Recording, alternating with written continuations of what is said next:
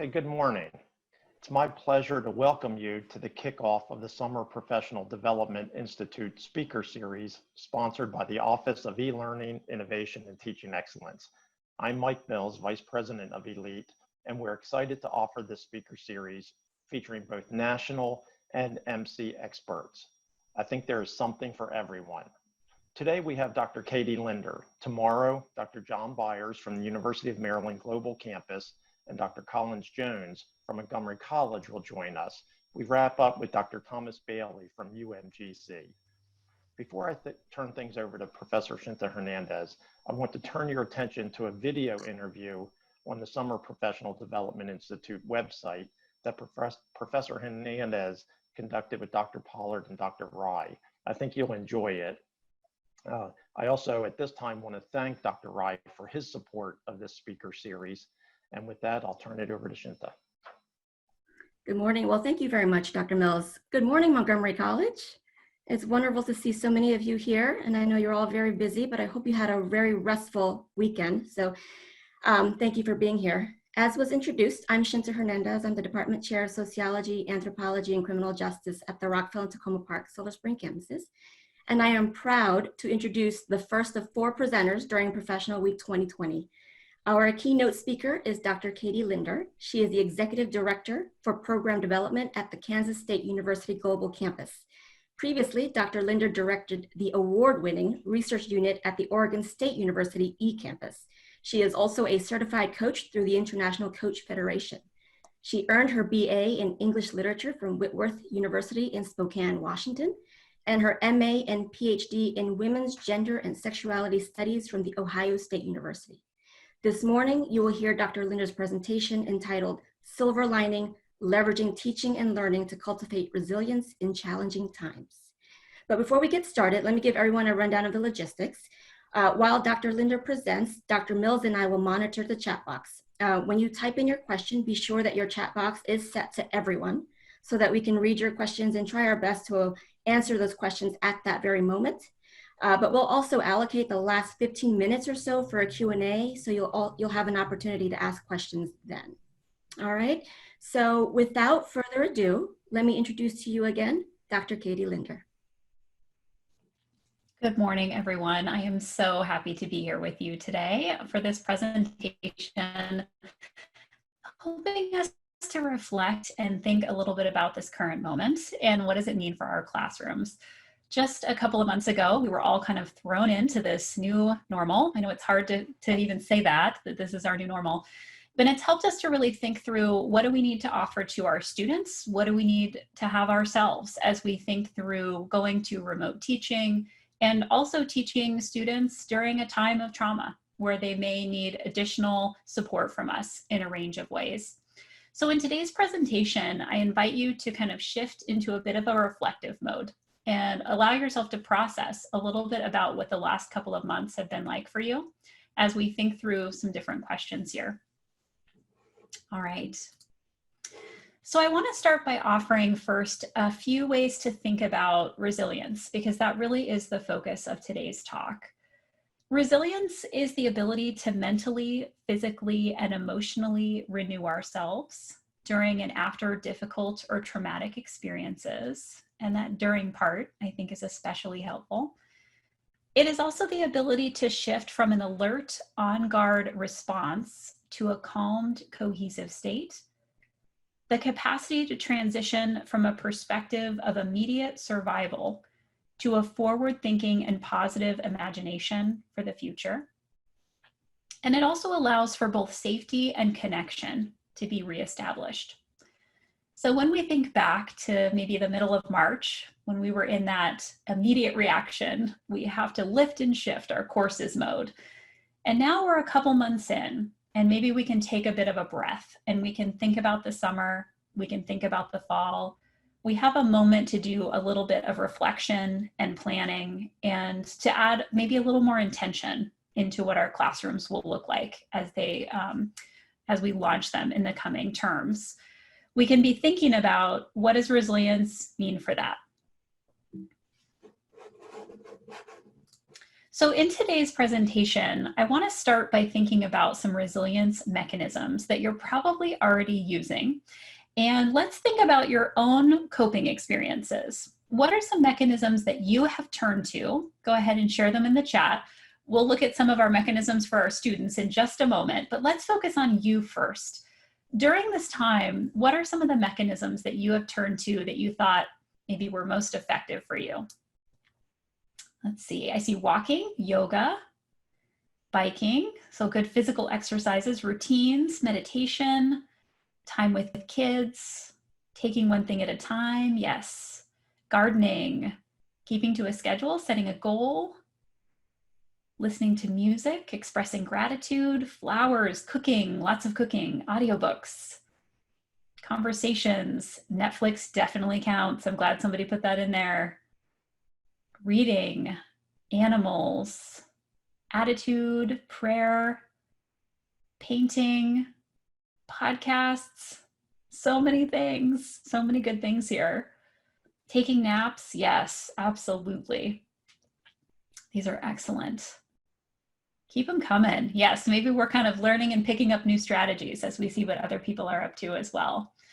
Okay, now I'd like you to kind of shift your perspective a little bit and think about, what do you know about your students' coping mechanisms? What are some things that maybe your students have been doing during this time to help them to be resilient post our COVID-19 situation?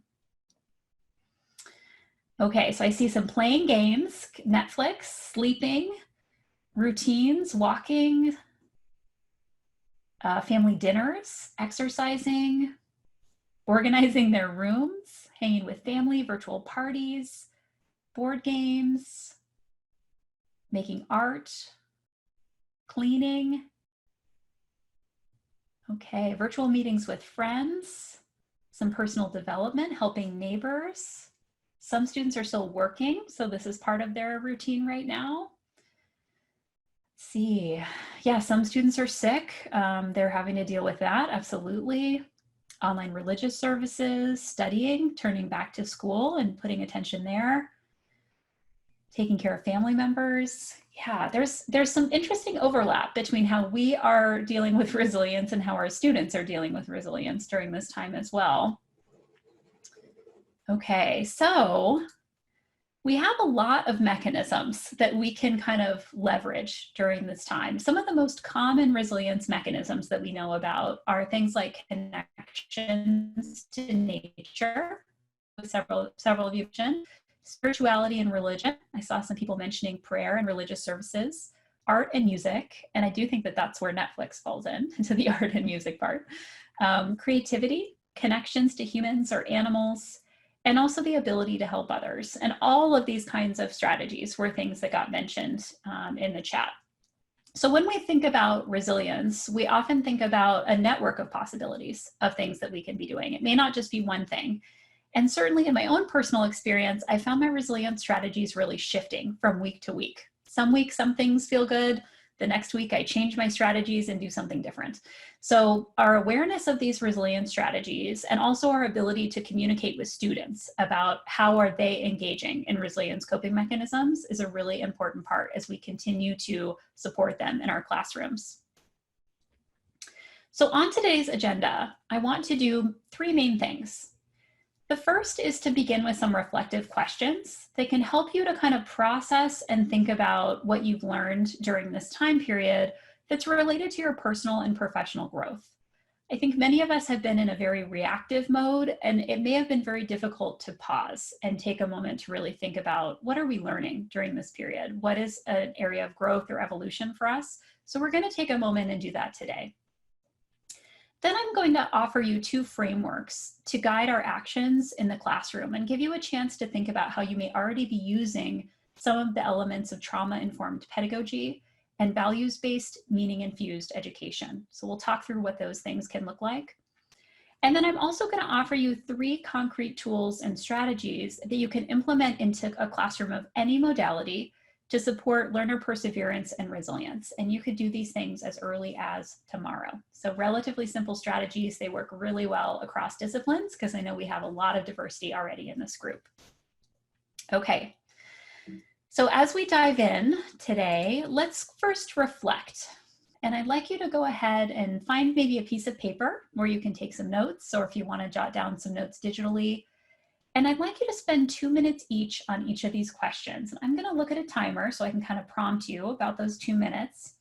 And I want you to start by thinking about one or more takeaways that you have from the last 2 months that are related to your professional identities and or skills.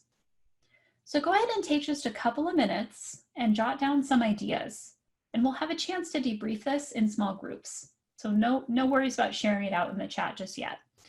What are one or more takeaways that you have from the last 2 months related to your professional identities and or your skills?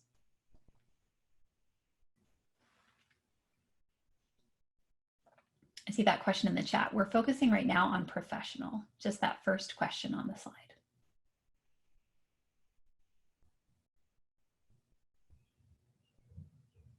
All right, and when you're ready, go ahead and shift to that second question. What are one or more takeaways that you have from the last 2 months related to your personal identities and or your relationships? One or more takeaways from the last 2 months related to your personal identities and or your relationships. We'll take 2 minutes to reflect on that.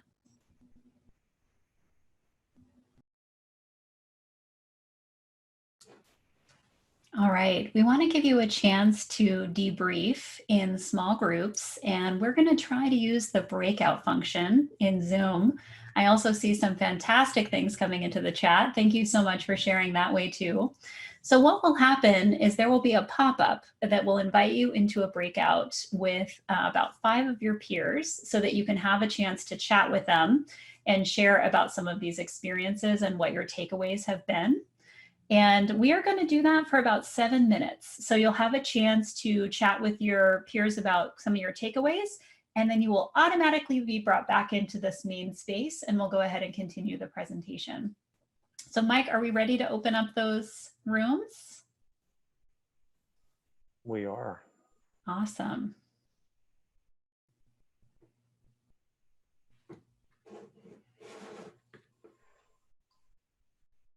All right, so you should see a little pop-up. Go ahead and join your breakout room and enjoy debriefing with your colleagues.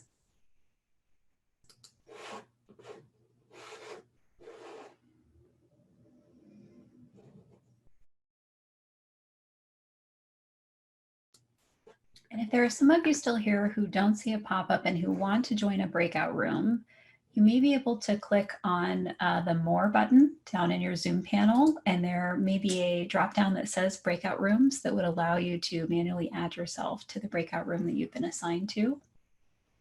If you want to hang out here in the main room, just have a quiet moment, that's fine too.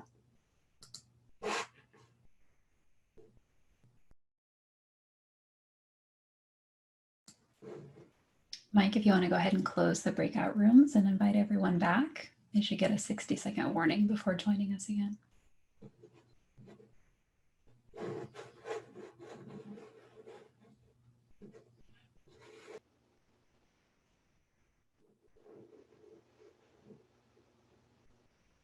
All right, welcome back. As folks are starting to join us back in the room, we're going to give folks just a couple of moments here to come back from their breakout rooms.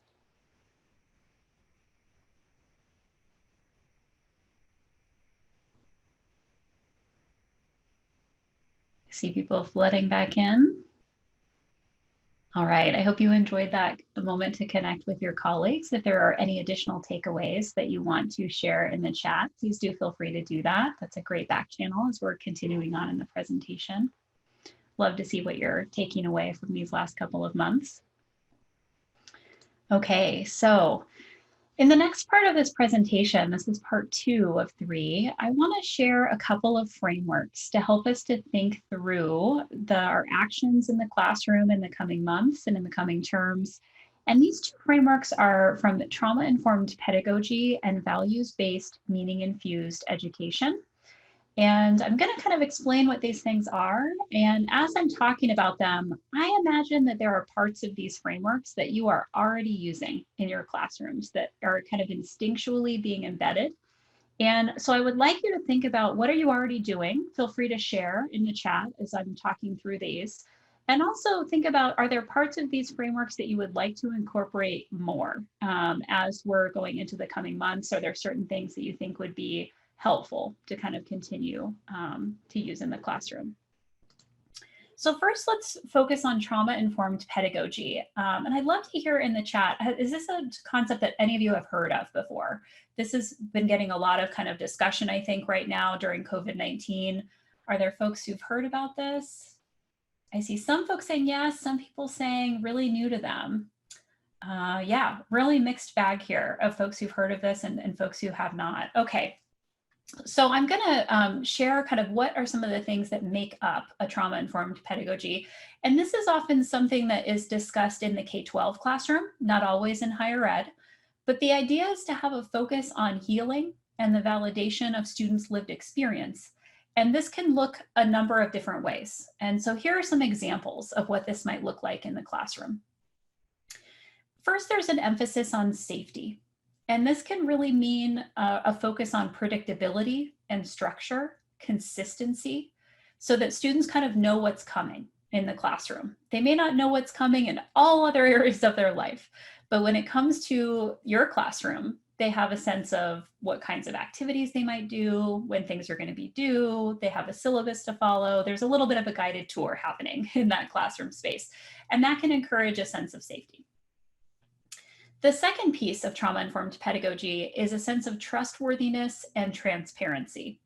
And again, this comes back to consistency and feeling a sense of safety, but also it can really mean a lot of frequent communication with students about, what changes might be coming, or what are some of the rationales behind certain changes that you might be making in the classroom. I think many of us did a lot of this communication in like the third week of March, the fourth week of March, as we were transitioning to remote, really helping students to understand where they needed to be at what time, what were changing requirements of the class, or anything along those lines. The third area of trauma-informed pedagogy is peer support. And this is the ability to connect not only with their peers, but also with you in lots of different ways. And in the online classroom, we typically just refer to this as social presence and having ways to kind of further connections between people. And sometimes this is just on a human level of, sharing those coping strategies like we talked about, or what's everybody watching on Netflix right now?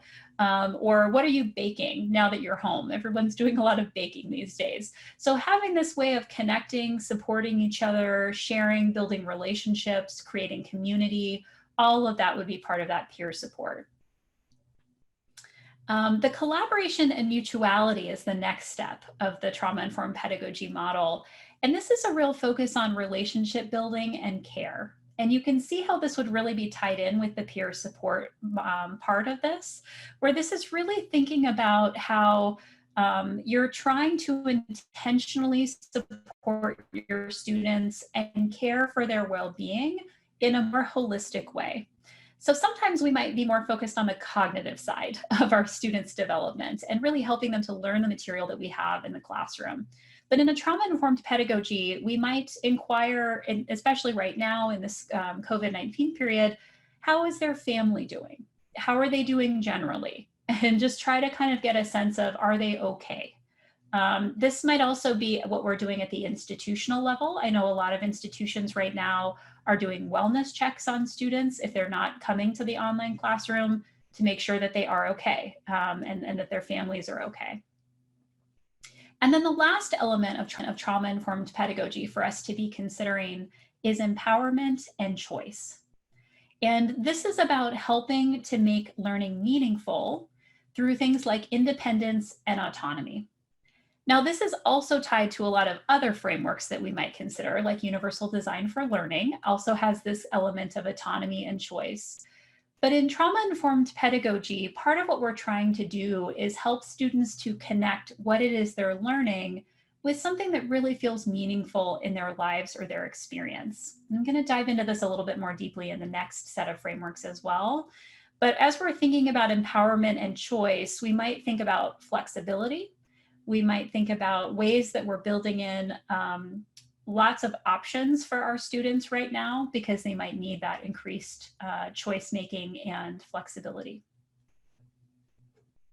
Okay, let's shift into values-based and meaning-infused education.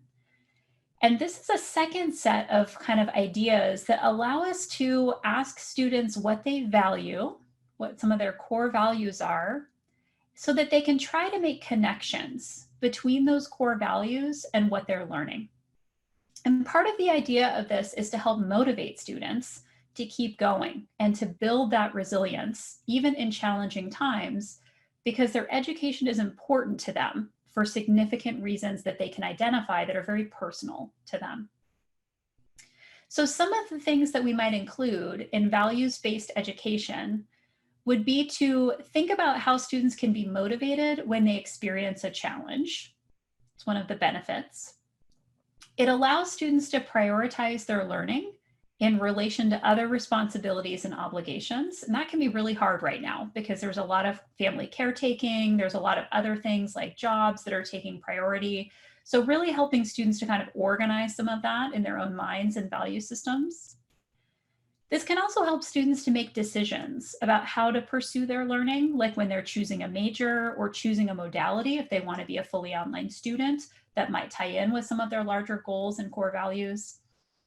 And also a sense of feeling confident about what they do with what they've learned after college, because they have a sense of those personal connections and the why behind their college education. So I see a great comment in the chat that these are all great strategies that are not just valid under a non-crisis situation. And you're totally right. I couldn't emphasize that more. I think that sometimes in situations like this, these strategies kind of come to the surface as being a more kind of human-centered way of engaging with our students, but you could absolutely use these strategies at any time. This is why they're so effective. But right now in particular, these might be ways that are really encouraging resilience for our students as they're dealing with some challenges. So I would love for you to share if there are parts of these frameworks that you are already using in your classroom, and if there are parts that you think, ooh, I want to add in a little bit more of that. I feel like maybe I haven't emphasized it enough. So go ahead and share in the chat, and I'm going to kind of go back to the original slides and let you kind of reflect on those a little bit as you share some ideas. And I see some questions here about a context to ask students about their values, and hang on for part 3 of this presentation because I'm going to give you some ideas for that. It's a great question. So things you're already doing right now and things you might want to do more of when it comes to some of these principles of trauma-informed pedagogy or some of the principles of values-based and meaning-infused education. All right, I see some great stuff in here about shared values in biotechnology, about helping people as a motivation for going into that industry. Strength and diversity statements, some reflective essays to help students to do some extra reflection. That's excellent. All right, giving students choices. Transparency with students when creating assignments. A great one about allowing students to know me on a personal level. Yeah, there's absolutely some sharing that we can do about our own resilience strategies during this time and our value systems as they relate to our classrooms. Okay, I see a lot of great things here about routines, good communication, regular systems for students, using jokes to keep students engaged. Absolutely, we can use humor, and that's all good stuff. Yeah, flexibility, making changes to the schedule, incorporating silly YouTube videos. Yeah, really, really good things here. All right, I see some questions coming in too, so we will collect those and make sure that they get answered in the Q&A portion of the discussion here. So keep those questions coming too, because we'll circle back to those. All right, really, really good ideas here. Okay, yeah, I love that one, Julie, of bring your pet to class. We can't always do that in the in-person classroom, but we can do it in the remote classroom, and that's a pretty fun one. All right, good stuff. Okay, so as we continue here, feel free to keep sharing in the chat. So many good ideas that you all have around this. I'm going to go ahead and talk about some tools that can help you to do this work in the classroom, again, across modalities, relatively simple activities, but I think that these can be helpful ways to have these conversations with students, and they can be implemented immediately in any modality. So the first one is the tool of identifying takeaways. And this should sound kind of familiar to you because we just did it. This is what we did in the beginning of the presentation. So this was about asking about what your takeaways are from the last couple of months. And we can do the same with our students. We can have a journaling activity. We could have a discussion board. We could have small group breakouts like we did today. But the idea is to ask students what they're learning about themselves, their abilities, their strengths during this time. And I promise you they're learning something. They just may not have had a chance to talk about it yet. So giving them the opportunity to really process what those takeaways are. And I think about students who might be watching younger siblings, who might be caring for a sick relative, who might be taking on the cooking and cleaning duties in their home. There might be a lot of things going on and their lives are very full in addition to the learning environments with us. They may not have that pause time, that reflective time. And we can maybe offer that. We can give them a chance to note some of these takeaways and really think about what are they taking with them out of this experience and what are they learning along the way. So that's tool number one, and we've already demonstrated it and practiced that. Tool number two is an activity where you can help your students to reflect on their mindsets. And I want to talk a little bit about why mindsets are important and kind of how this can help to frame what students' motivations are and kind of what their learning looks like. So when we think about mindsets, I will give just a brief definition. They're an established set of attitudes and beliefs that shape thoughts, actions, and feelings. And many of us have probably encountered the literature on growth and fixed mindsets, the idea that if you come into a new learning environment and you think, well, I'm just not good at math, that might impact how you engage with math. That might make you think not to work hard when it comes to learning math. And that would be a fixed mindset. You know, I'm only as good as I am right now. I can't grow in that area. Whereas a growth mindset, you have a lot of possibilities to grow and change and learn. So there are other kinds of mindsets that our students may also be bringing into the classroom, maybe around online learning, for example. Maybe we have our own mindsets around online learning that we're bringing into the remote classroom too.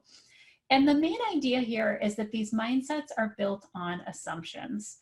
And sometimes those assumptions are unproven.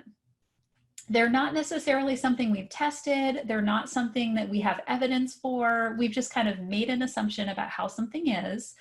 And then they can be taken for granted. We just kind of like assume that that's the truth.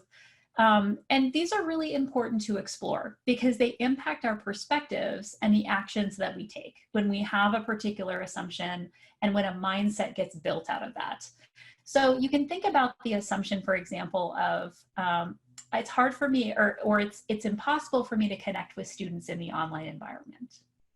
If you take on that assumption, there are certain actions and things that might result from that that would negatively impact your communications and engagements with students in that environment. So when we think about talking to students about this, we can give them examples. So here's one example of opposing assumptions. One assumption might be one person cannot create a large change. They just can't do it on their own. But then you have an opposing assumption that is, I have the capacity, just myself as an individual person, to make a big impact. When you think about the assumptions and the actions that can arise from those two opposing assumptions, they're very different. So I would love to hear if there are some assumptions or mindsets where you see attitudes or beliefs that are shaping actions that are showing up in your classrooms right now. Now, these could be coming from students. These could be things that you've noticed in colleagues, or maybe you have certain assumptions and mindsets that you're bringing to the classroom right now. But what would be some examples? And go ahead and share out in the chat. Okay, so I see one, I'm not disciplined in an online environment. Yes, this is a very good example of one that students might be bringing for sure. Students thinking they're not good with technology. I need to be in class to learn. Everyone can be computer literate. Students consistently shared the mindset that online learning is not as effective as face-to-face. Okay, this is a very, very common one that often comes into the classroom. Let's see, can't work in a Zoom session. I only learn from the professor and not from my classmates. That's a very good one. Let's see, I don't need help. Things on screens are there for entertainment. Yes, I think that's a very good assumption that many people make. All right, let's see. Online expectations are not as rigorous. Learning online can make me feel anxious. I don't need to use my webcam. Yeah, all the things, right? There's just piles and piles of assumptions, and they lead to all kinds of mindsets. So when we come into this new environment, when we have students who are experiencing new modalities, whether that's online or maybe in the fall or the coming school year, it'll be things like blended classrooms that students are experiencing for the first time. Here's an activity that you can walk them through that will help them to kind of think through some of these assumptions and mindsets. So first, you would have your students choose a negative assumption that they have about themselves, the classroom. It can really be pretty open. I think it's helpful to tie it into learning in some way. It could also be something tied to your disciplinary content, depending on what the subject of your class is. And then have them explore the perspectives that arise from that assumption. Have them write a list of the actions or the lack of action that they might take from that perspective, if that's the perspective they're holding. Note the results that would come from those actions or from that lack of action. And then help them to think about how those results would reinforce the original assumption. So if we think about, for example, online learning is not for me. If I just make that kind of broad assumption, it's not a good place for me to learn. Well, I might not take a lot of actions based on that. I might not try to engage online. I might not seek out resources to help me learn in a better way. I might actively use body language that kind of shows I don't want to be here right now. There could be a lot of actions that come out of that. And it's possible that the results from those actions are that my instructor doesn't think I'm engaged. They don't think that I'm interested in learning, that I've kind of checked out. And it's possible that those results would reinforce this concept of online learning not being an effective space. But there's a lot of actions the student could have taken that might have impacted that in a more positive way. So sometimes helping students to kind of walk through this concept of mindset and assumptions can help them to think through their actions in a really intentional way. Now, there's an opposite side to this activity as well, which is looking at a positive assumption and maybe even flipping that negative assumption on its head and thinking about it from the opposite perspective. And then exploring the perspectives that arise from that positive assumption, write that list of actions or lack of actions that would be taken, note the results that come from those actions, and then think about how those results reinforce the original assumption. You can ask your students how their actions and their results change when that positive assumption is in place. So if we flip that earlier assumption on its head and say, online learning is for me, this is great. There are going to be so many awesome things that come out of this experience. Well, then all of a sudden I'm looking for possibilities. I'm looking for the positive that's coming out of that online learning experience. I'm trying to be engaged. I'm actively working with my peers and my instructor.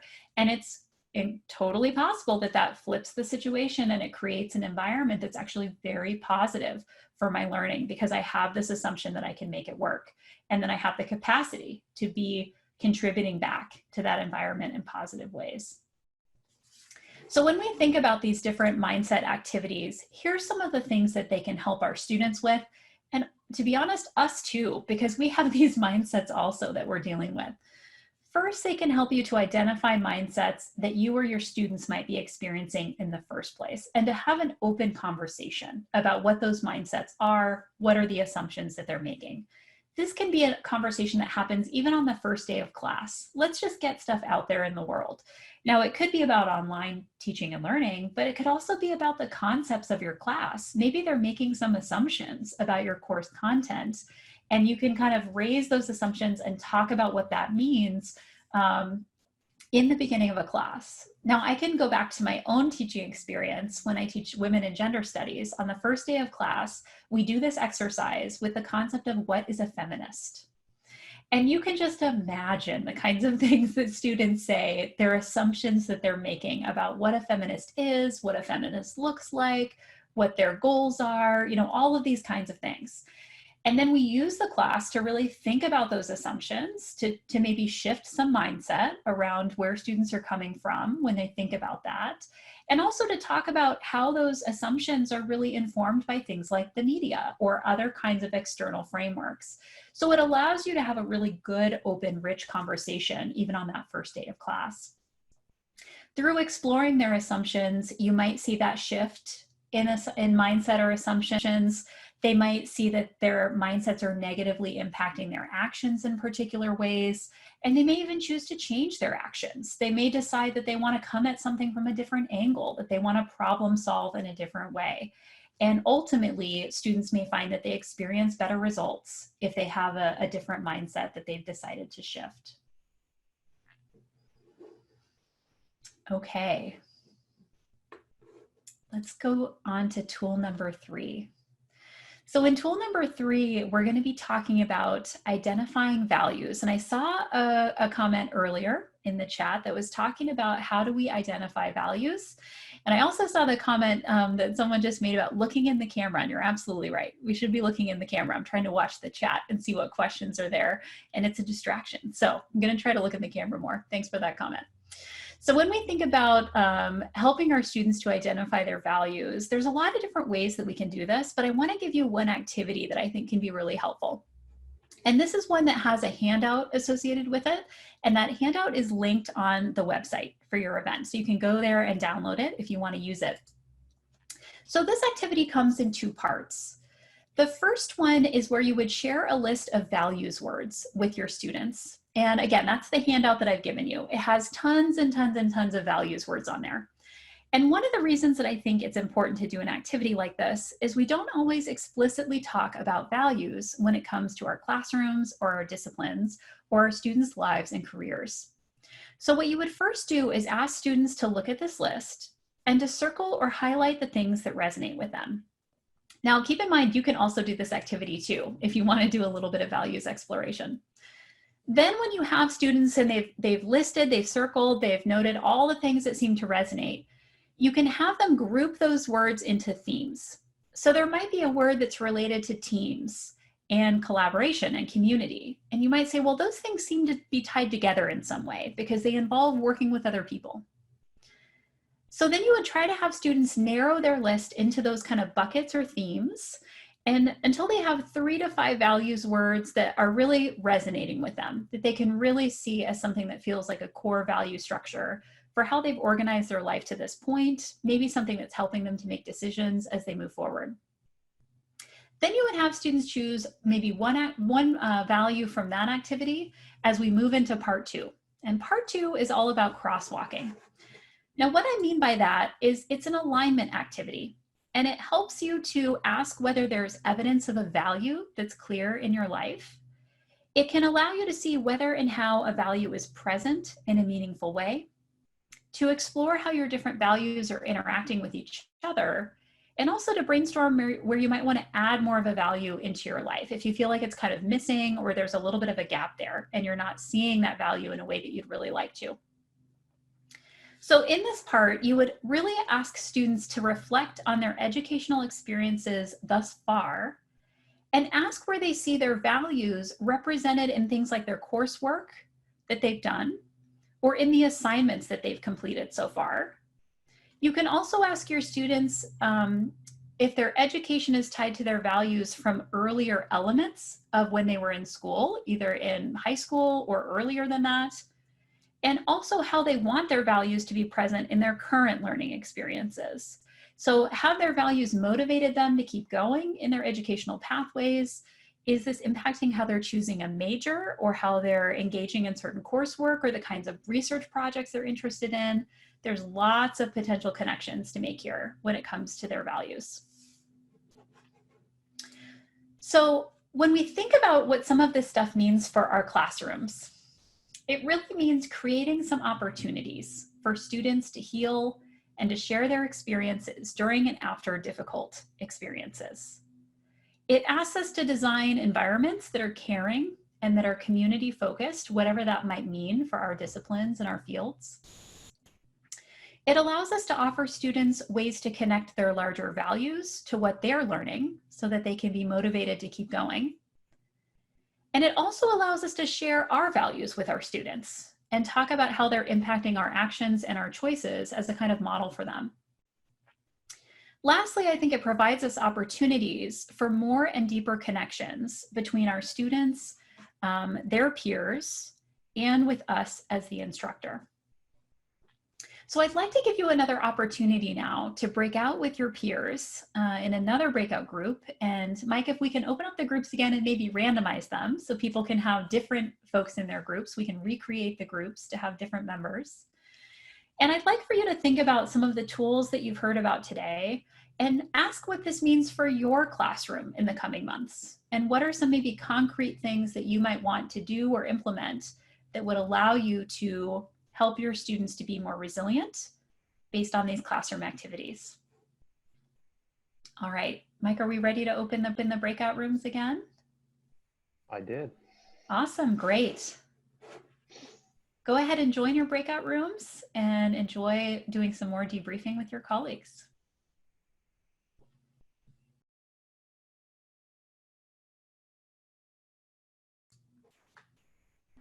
All right, Mike, let's go ahead and close the breakout rooms and bring everybody back.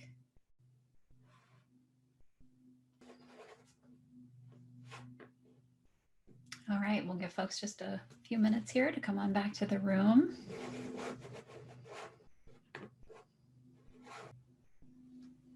All right, I see some folks are coming back and joining us. We'll give just a few moments here for everyone to come on back.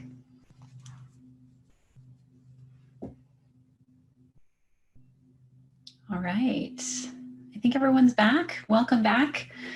And we are going to start to shift toward the close of the presentation and a chance to ask some questions. I know there have been some that have been in the chat already, but let's go ahead and first kind of reflect on what we've done today.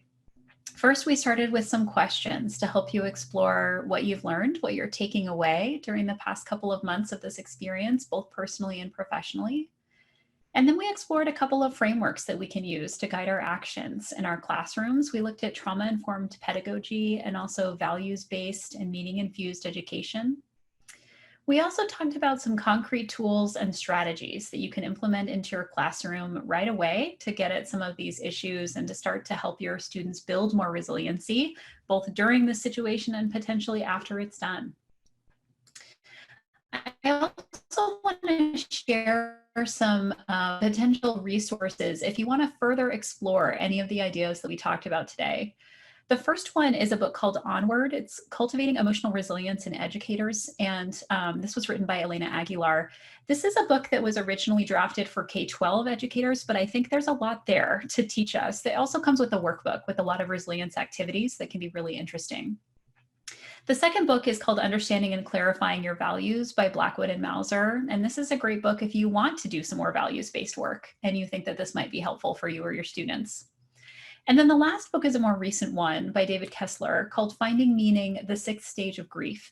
And this is one that I think really helps us to explore meaning making in challenging times. And what are some of the ways that we can explore meaning and do some sense making around meaning, both for ourselves and for our students. So if this is something that you think you might want to explore further, here's a few texts that you might want to check out that could be useful.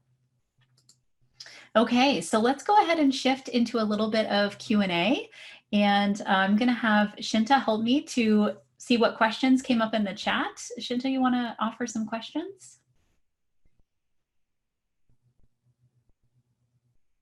I think you might be muted. There you go. I apologize for that. There was a question much earlier that asked if we can use any of those activities you had shared also at the end of a semester. Absolutely. I think any of these activities could happen pretty much at any time, especially if you needed students to kind of take a little bit of a break, and maybe just like have a reflective moment. I also think that you could use some of these activities at the beginning of a term and at the end of a term. So there might be opportunities, for example, with the mindset activity to explore a mindset and then return back to that mindset activity at the end of the term and see if students really feel like they've changed their perspectives on something. So anytime that we can do kind of a pre and a post with these activities, I think it's actually really helpful. Yeah, it's a great idea. And then there is another question here, again, much earlier, but this person asked, can you suggest a context where we ask students about their values? Now, this may have already been implied or addressed, but if you don't mind. Yeah, this is a good one. I think this is a great question for folks who are maybe in disciplines where it feels like it would be kind of hard to do this kind of work. I think that at the beginning of a classroom experience, this is a good time to ask students about their values. It could be a journaling experience that might be tied to a particular assignment. If you're in a field where there's ever a conversation about ethics, this would be a good time maybe to talk with students about their values. So I think that there's a lot of different possibilities there that would depend on kind of the content of your discipline and the lesson plans you already have kind of embedded in the class in terms of where you think it might be a good fit. Anytime you do anything with students who are about to graduate, this is a great time to ask about values. If you're doing anything around job searching or preparing for graduate school, that's a great time to ask about it. So I think there's a lot of possibilities there about when you could potentially embed an activity like that and with what level of student. Dr. Linder, this is not so much a question, but a statement that maybe you can also add. Someone had said, it's important to be mindful of the class-based differences between many of us and our students. It can be difficult to empathize with student struggles if the faculty maybe haven't experienced something similar. So do you have any insight, input, advice for faculty who might not necessarily have had shared lived experiences as our students? Yeah, I think this is true of a lot of our student experiences, and it's come up quite a bit, I think, especially in the post-COVID-19 response with students, for example, who may not want to turn on their webcams because they're not wanting to show their living space. And this is a kind of interesting element that we've heard of from a lot of students. And something that a lot of us may have just not considered, that we would be ashamed of where we live or that we wouldn't want to cross that boundary with our peers. To invite someone into your home in some cultures is an incredibly important and personal thing. And so when we turn on a webcam, it really shifts the dynamics of that. So I think that part of it is just trying to, again, not assume that maybe students don't want to turn on their cameras because they're not paying attention or, it is about questioning our assumptions that we're making in those moments and really trying to be open to what students' experiences are, asking them questions, asking them to help us understand if they have an experience that we haven't had in the past. And I also think I saw a question in the chat at one point about, what if students don't want to share? And that's a really great point too. We don't want to force our students to cross any kind of boundary that doesn't feel comfortable for them, just like we want to hold certain boundaries ourselves with our personal lives and our professional lives. And so that's another piece, is really being flexible about what we ask students to do and what our expectations are in terms of what their responses might be to activities that we bring into our classroom that might have that kind of more personal connection. And I actually have a question myself as I look at, and I'm trying to collectively answer all these questions in one. As we move towards, with the COVID kind of dictating what kind of modality we are able to safely provide to our students and thinking about the safety and health and well-being of our employees, what advice do you have as we move into this remote learning environment, both from the teaching perspective and the learning perspective? Oh, that's a big open question. Let's see. I mean, I think that, as we've seen over the last couple of months, we've been forced in a lot of ways to be very nimble and to be very flexible with what we've needed to do and bring into the classroom, as have our students.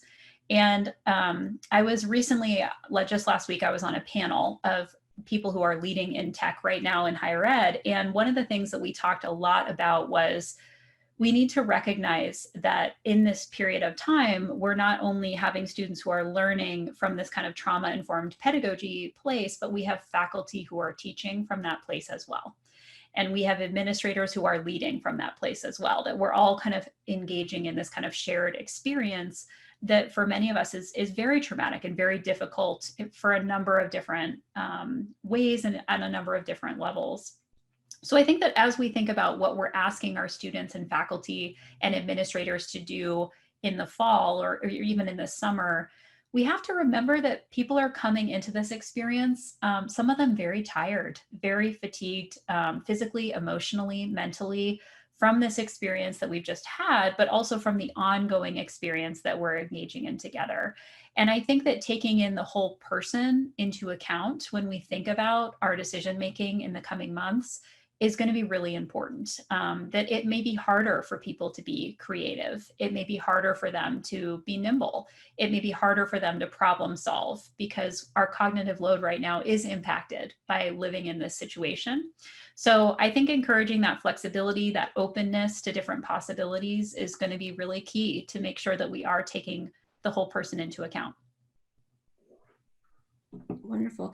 And there's one question here towards the end. This person is asking, by watching my college-age son's remote learning, the first 1/3 of breakout rooms were there sharing about assignments, other courses, or about college actions. Does Dr. Linder have any comments or advice? Let's see. I mean, I think that breakouts in general, this seems like a pretty broad question, so please feel free to clarify kind of what you're looking for in terms of advice, if I'm not hitting in the right direction. But I think that breakouts are a good opportunity to allow our students to connect with each other versus like a Zoom situation where you just hear like a lecture and it's really just between like one student and the faculty member, or it's the faculty member just answering student questions. I really like the idea of giving that peer-to-peer engagement that we would often have in the in-person classroom. We would often have them break out into small groups or to pairs and have them discuss things. So I do think that Zoom, if that's the tool you're using and it has this option for breakouts, it's a really important way to give students that connection with each other that they may feel is missing right now. They may really miss each other as much as we miss them, and we want to be engaging with them face to face. So I think that what we want to try to do when we're doing synchronous sessions in the online or the remote setting is to try to mix it up. So kind of like today we had, you know, a little bit of information and then there was a breakout and then we came back together and then there was another breakout and now we're doing kind of an interactive Q&A. We've really been using the chat to try to engage with each other. And there's been kind of a back channel happening throughout the session.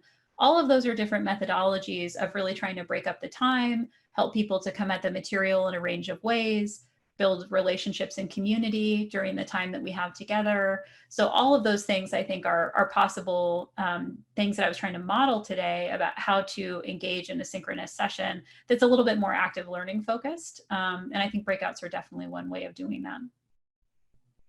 And I believe that same person is asking a follow-up question, Dr. Linder. How can we help them connect as students who are missing that personal contact?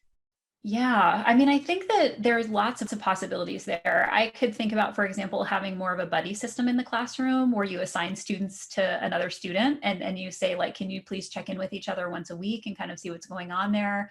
There's ways, I think, to build discussion boards in our learning management systems where we might encourage them to do some more water cooler discussions about, like, what are you baking? What are you watching? You know, like it might not always have to be tied to class content. Think about how students talk before or after an in-person class and they check in with each other about what movie they saw or, you know, a new song that they heard that they really enjoyed, you know, giving them opportunities to have that discussion.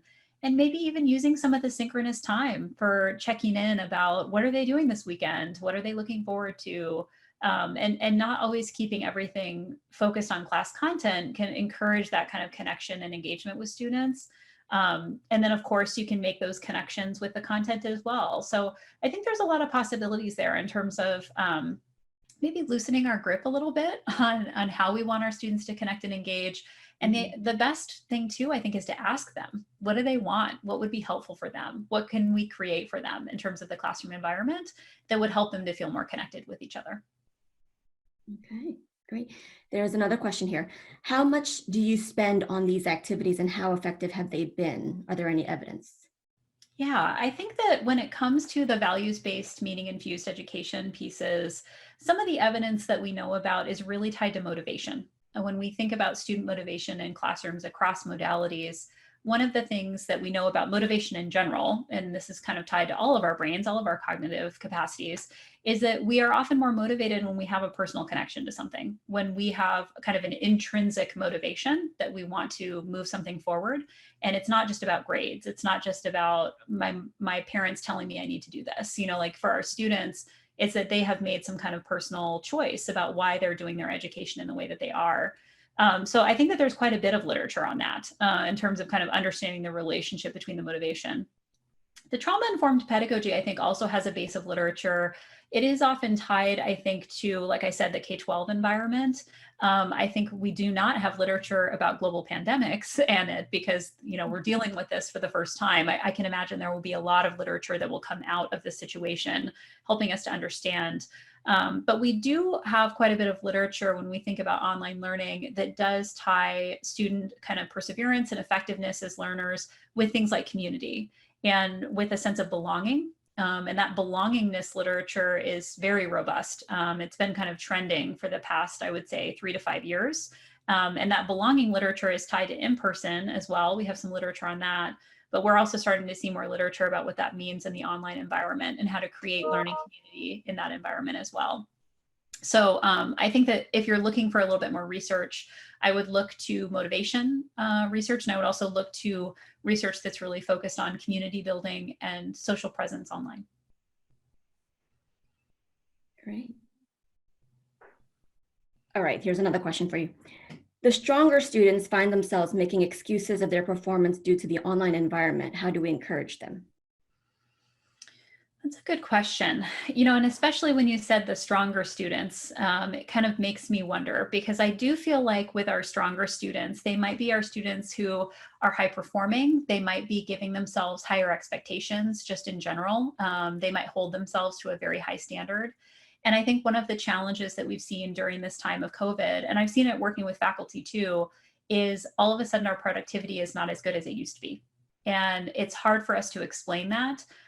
Some of us are struggling with things like executive function, with kind of forcing ourselves to do things we don't want to do, with cognitive load issues, with attention issues, planning. A lot of these things are very affected by trauma. And so I think when our students who are typically very high performing are all of a sudden struggling, they may not associate that with the COVID situation. They may associate it with the online situation. So they may actually believe that that's true. They may think that online is really what's impacting them, when in reality, it may be some of these other pieces that are related to the stress and the anxiety that they may be experiencing from COVID-19. So I think that one of the things that we can do is to explain to our students what are some of the brain functions that are impacted by trauma. And like I mentioned, it's often executive function, cognitive load. It can be our ability to plan or be strategic. So all of those things can be kind of impacted, and that may be part of it. So I guess what I would say is I would be hesitant to kind of call students out and in those kinds of situations, because they may be identifying something in themselves that is confusing and they're not sure, you know, why they're struggling. I've seen the same thing with faculty who have come to me and said, I don't understand why I can't do what I used to be able to do. And it's because they're dealing with a situation of trauma. So I think that having conversations, offering ourselves permission to not be as good of performers as maybe we would have been in the past, and also giving students kind of confidence in the faith that it will come back, you know, like they will come back to a level of high performing that maybe they had in the past and that they're not experiencing right now. And that's okay. I mean, we're all kind of dealing with this in different ways. And I think it can be really challenging for students to have a past experience that they're not able to replicate and they feel like they don't have control over right now. Thank you. And I think there was a lot that happened in the group chat throughout this hour and a half. So I apologize if I happen to miss your question, but we can make this group chat text available to everyone. So if there is a question that did not get addressed, don't worry, it will get addressed. We will either answer it ourselves or send it over to Dr. Linder to answer it for us. I think that, Dr. Linder, did you have any concluding remarks? I just want to thank everyone for being with us today. I know that, one more Zoom meeting is not always what we want to add to our calendars, but it was such a pleasure to be in community with you today, to have this time to reflect on this situation, this very unique situation that we find ourselves in. And I hope you found some of the techniques and tools we talked about today to be applicable and something that you can implement into your classrooms. I would welcome you to contact me if you have additional questions. You can always email me at hello@drkatielinder.com, and I would love to continue the conversation. Okay, and thank you very much, Dr. Linder. Dr. Mills, do you have any concluding remarks? I want to thank Dr. Linder and thank all the participants for attending and being engaged in the discussion. The back channel was phenomenal. It was tough to keep up with at times, but super questions, super comments, and I just simply love the engagement. So thanks to all those who attended and participated. And I also want to express my thanks, my gratitude to Dr. Linder. We thank you so much for your willingness to share your expertise, your knowledge, the tools and strategies that you've offered to us on how we, as well as our students, can navigate through these very challenging and very uncertain times, but also that you shared with us tools and strategies that we can use even post-COVID-19, as someone had mentioned much earlier in the session, that these are strategies that we can use both inside the classroom and outside the classroom. And many of the things you talked about are applicable to just about everybody in higher ed. Someone also said in the chat, I'm instructional, or I'm staff, and this is very useful information. So there really is something for everyone. So we really appreciate this. And to everyone, before we conclude, I want to mention that this keynote address is one of 4 presentations that are lined up this week. The Montgomery College Professional Week Speaker Series 2020 is designed to kick off the Summer Professional Development Institute. So please be sure to sign up on MC Learns to register and receive the Zoom link for the remaining 3 presentations, which will be done by Dr. Collins Jones from Montgomery College tomorrow, Dr. John Byers from UMGC also tomorrow in the afternoon for him. And then lastly, Dr. Thomas Bailey, also from UMGC, his will be on Wednesday morning. So we hope to see you all on Zoom again. Thank you, and stay MC strong.